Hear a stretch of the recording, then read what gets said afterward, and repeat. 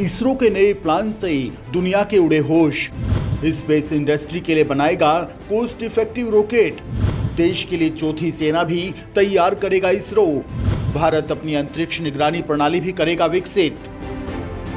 दोस्तों, आज भारत अपनी ताकत को लगातार बढ़ाता जा रहा है। फिर वो बात चाहे तकनीक की हो, रक्षा क्षेत्र की हो या फिर ऊर्जा की, भारत हर क्षेत्र में अपने झंडे गाड़ रहा है। वो हर जगह अपने पैर जमा रहा है। उसकी ये ताकत आने वाले सुनहरे भविष्य की तस्वीर साफ दिखा रही है।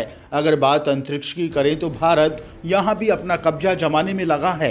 अंतरिक्ष मिशन को लेकर तो भारत ने ये कह दिया कि वो 5 सालों में अपनी खुद की अंतरिक्ष निगरानी प्रणाली विकसित कर देगा। जमीन से लेकर आसमान और समुद्री सीमाओं के बाद भारत ने युद्ध की तैयारियों के लिहाज से अंतरिक्ष में भी खुद को मजबूत करना शुरू कर दिया है। बेंगलुरु में बनने वाली अंतरिक्ष युद्ध एजेंसी की निगरानी में भारत की इस चौथी सेना की कमान अंतरिक्ष में होगी। इस वीडियो में हम आपको इसरो की इस ताकत के बारे में बताएंगे, लेकिन उससे पहले आपको इसरो की एक कामयाबी के बारे में बता देते हैं कि भारतीय अंतरिक्ष अनुसंधान संगठन की वाणिज्य इकाई न्यू स्पेस इंडिया लिमिटेड ने उपग्रह संचार कंपनी वनवेव के 36 उपग्रहों को कक्षा में सफलतापूर्वक स्थापित कर दिया। नेटवर्क एक्सिस एसोसिएट लिमिटेड यानी वनवेव लंदन बेस्ड कंपनी है। ये उपग्रह प्रक्षेपण इसरो के सबसे बड़े वाणिज्यिक ऑर्डर में से एक और LVM-3 रॉकेट के जरिए हुआ पहला प्रक्षेपण अभियान है। वनवेव ने कहा कि ये इस साल का दूसरा और कुल 14वां प्रक्षेपण है। इसके साथ ही धरती की निचली कक्षा में 648 उपग्रहों का बेड़ा तैयार करने की वनवेव की योजना का 70% यानी 462 उपग्रह का समूह पूरा हो जाएगा। ये बेड़ा दुनिया भर में उच्च गति वाली तेज कनेक्टिविटी देगा। इसरो के अध्यक्ष और अंतरिक्ष विभाग में सचिव सोमनाथ एस ने इसे देश और भारतीय अंतरिक्ष कार्यक्रम के लिए एक ऐतिहासिक घटना बताया है। लंदन स्थित उपग्रह संचार company network axis associate limited ने इस लॉन्चिंग के बाद जानकारी देते हुए कहा कि इसरो और NSIL के साथ उसकी साझेदारी से 2023 तक पूरे भारत में कनेक्टिविटी प्रदान की जाएगी, जिसमें लद्दाख से कन्याकुमारी और गुजरात से अरुणाचल प्रदेश तक पहुंच शामिल है। कंपनी ने कहा कि वनवेव न केवल उद्यमों के लिए बल्कि उद्यमों के साथ साथ गांवों, नगर पालिकाओं और स्कूलों के साथ साथ देश के सुदूर क्षेत्रों तक सुरक्षित समाधान मुहैया कराएगा।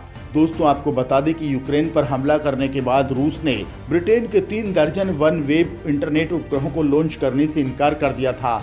उसने अपनी मांगे पूरी नहीं होने पर ऐसा कदम उठाया था। इसके साथ ही रूसी स्पेस एजेंसी रोसकोसमोस ने वनवेव से ये भी आश्वासन मांगा था कि इन उपग्रहों का इस्तेमाल रक्षा अनुप्रयोगों के लिए नहीं किया जाएगा। इसके साथ ही वनवेव को यूके सरकार को शेयरधारक के रूप में हटाने के लिए भी कहा। कोरोना महामारी के बाद वनवेव ने दिवालिया होने की अर्जी भी दी थी, लेकिन भारतीय समूह और यूके सरकार ने कंपनी को दिवालियापन से बाहर निकालने के लिए खरीद लिया था। इसके बाद वनवेव ने इसरो की कमर्शियल इकाई एनसिल से 2 मिशनों के लिए करार भी किया। दूसरे मिशन में भी कंपनी के 36 उपग्रह GSLV Mark 3 से ही लॉन्च किए जाएंगे। विशेषज्ञों का कहना है कि रूसी रॉकेट की सेवाएं लेने वाले देश अब अन्य विकल्पों की ओर देख रहे हैं। हालांकि अधिकांश देश अमेरिका और यूरोप की अंतरिक्ष एजेंसियों की सेवाएं ले रहे हैं, वहीं कई देश भारत की तरफ देख रहे हैं। भारत इस स्थिति का लाभ उठा सकता है। इसरो ने ये इतिहास रचते हुए कॉमर्शियल उपग्रह प्रक्षेपण बाजार में कदम रखा। दोस्तों, आपको बता दें कि इससे पहले इसरो ने केवल PSLV का ही प्रयोग कमर्शियल मिशन के लिए किया। साल 1999 से अब तक इसरो ने दूसरे देशों के 345 उपग्रह लॉन्च किए हैं।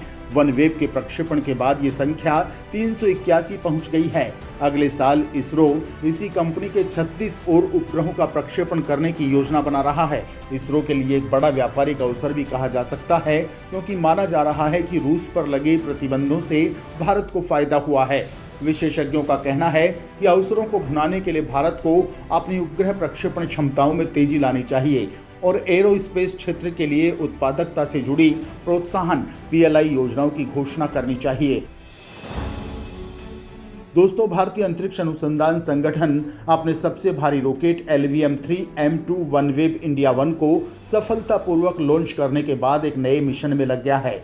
वैश्विक बाजारों में विश्वसनीय लॉन्चरों की बढ़ती मांग को ध्यान में रखते हुए इसरो ने भविष्य के रॉकेट पर काम करना शुरू कर दिया है, जो लागत प्रभावी और इंडस्ट्री के अनुकूल होगा। इसरो के अध्यक्ष एस सोमनाथ ने बताया कि इसरो की एक टीम ने इस तरह के रॉकेट के डिजाइन को परिभाषित करने पर काम करना शुरू कर दिया। उन्होंने कहा कि हम इस क्षेत्र में विशेषज्ञता रखने वाली इंडस्ट्री के साथ साझेदारी में एक लागत प्रभावी और विश्वसनीय रॉकेट बनाना चाहते हैं। इसरो अध्यक्ष सोमनाथ ने यह भी बताया है कि एक बार डिजाइन तैयार हो जाने के बाद हम इंडस्ट्री से इनपुट मांगेंगे।